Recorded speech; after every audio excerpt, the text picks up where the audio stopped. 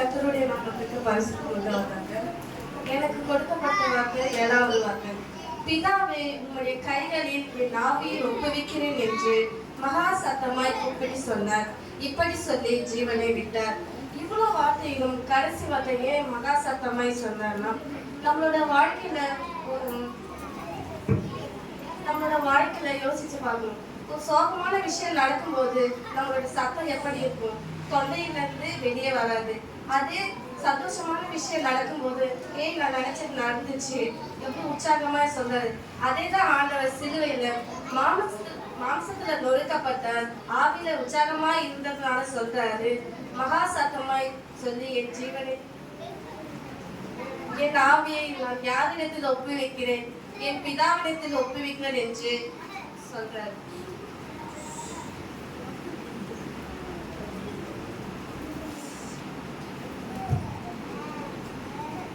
அதே மாதிரிதான் அந்த ஆவியை ஒப்பு கொடுக்கும் போது அவருக்கு ஒரு சந்தோஷம். என்ன சந்தோஷம் தெரியுமா? குற்றம் இல்லாம காப்பாத்திட்டேன், கரைப்படாம காப்பாத்திட்டேன், என்ன நோக்கத்துக்காக என்ன அனுப்பினாலும் அந்த நோக்கத்தை நான் செஞ்சு முடிச்சுட்டேன். இந்த சந்தோஷத்துலதான் ஏசப்பா வந்து என்ன சொல்றாரு, என் ஆவியை என் பிதாவிடத்துல ஒப்பு வைக்கிறேன். உலக பொருட்கள் எப்படி பாதுகாக்கணும் தெரியும், ஆனா ஆவை எப்படி பாதுகாக்கணும் சிலுவையிலே ஏசப்பா சொல்லியிருக்காரு. சிலுவை தானத்துல வருவோம். முதலாவது, பிதாவை இவர்களை மன்னியும். கடைசியாக, பிதாவை என் ஆவியை உடைய கைகளில் ஒப்புவிக்கிறேன். ஏன் ஆண்டவர் முதல்ல பிதாவை கூப்பிடுறாரு, கடைசியும் பிதாவை கூப்பிடுறாரு? நம்முடைய வாழ்க்கையில தொடக்கம் முடியும் யாரதான் இருக்கணும்? பிதாவா தான் இருக்கணும். அதனாலதான் மறைமுகமா பிதாவை கூப்பிடுறாரு.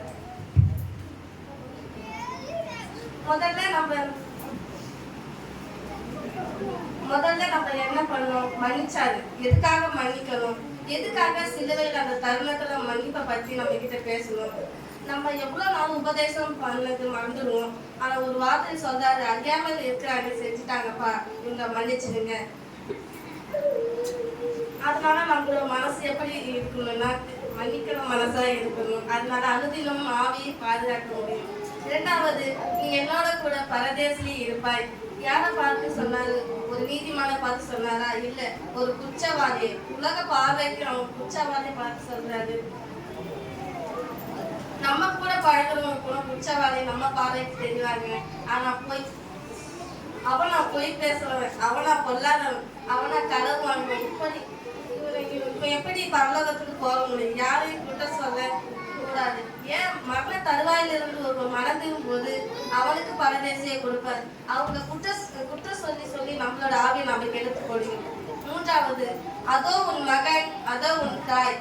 மரியாதை பராமரிக்க அநேகம் இருந்தாலும் ஏன் அந்த சூழ்நிலை ஆண்டவர் சொன்னார் தெரியுமா?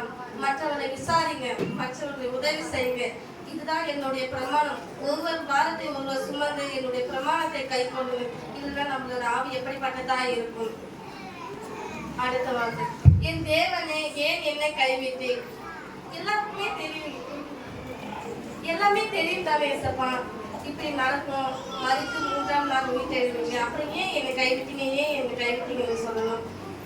நீ என்னோட சிலுவை சுமந்தீங்க, பின்ன வரும்போது இதே சூழ்நிலை உனக்கு வரும். எல்லாமே கைவிடப்பட்டிருக்கீங்க, நானே உன்னை கைவிடப்பட்ட சூழ்நிலை வரும்போது கடைசியில நீ என் மகிமைக்கு போவ. இதுவே என் வாழ்க்கை அம்மா திறன்னு சொல்லுவேன். உன்னுடைய விசுவாசத்தை நான் வந்து பரீட்சை பார்க்கிறேன். தாகமா இருந்தேன். தாகத்தை பற்றி எல்லாருக்குமே தெரியும். ஆனா ஆண்டவர் பட்ட தாகம் என்னது? அன்பு. நான் சுயநலம் இல்லாம எல்லாருக்கும், ஒரு மனுஷனுக்கு விடாம என்னோட அன்பை நான் கொடுத்துட்டேன். நீங்க எப்படி இருக்க போறீங்க? உங்களிடத்துல நீங்க அன்பு கூறுவது போல இருக்கிற நேரத்தில் அன்பு கூறுங்க. நீ அன்பா இல்லைன்னா உன் ஆவி காக்கப்படும், அன்பா இல்லைன்னா உன் ஆவி காக்கப்படாது. முடிந்தது. நாங்க காலேஜ்ல வந்து ரெக்கார்டு என்ன பண்ணுவோம்னா, காலேஜ்ல வந்து எக்ஸாம் நடக்கும் போல ஒவ்வொருத்தரும் வந்து நம்ம எக்ஸாமுக்கு முன்னாடி ரெக்கார்ட் சப்மிட் பண்ணுவோம். சப்மிட் பண்ண கூட என்ன பண்ணுவோம்னா கரெக்ஷன் பண்ணுவாங்க. இவன் இன்கம்ப்ளீட் ஆகிருக்காங்களா இல்லையா, இன்கம்ப்ளீட் ஆகிட்டா உள்ளே போய், கம்ப்ளீட்டட் ஆகிட்டா உள்ளே போய், இன்கம்ப்ளீட் ஆகிட்டா வெளியே போ. அதேமாரி தான் ஆண்டவர் வந்து நோக்கத்தை இவன் என்னோட வேலை எல்லாமே செஞ்சு முடிச்சுட்டானா இவனோட ஆவி வந்து என்னோட திருப்பதி எனக்கு ஒரு சந்தோஷம்னு சொல்கிறேன். இப்போ திடீர்னு நம்ம வந்து பஸ்ஸில் போகிறோம், திடீர்னு வந்து செக்கிங் இன்ஸ்பெக்டர் வராங்க. அப்போ வந்து என்ன பண்ணுவாங்க, அதே போல ஆண்டவர் திடீர்னு நமக்கு வருவாரு.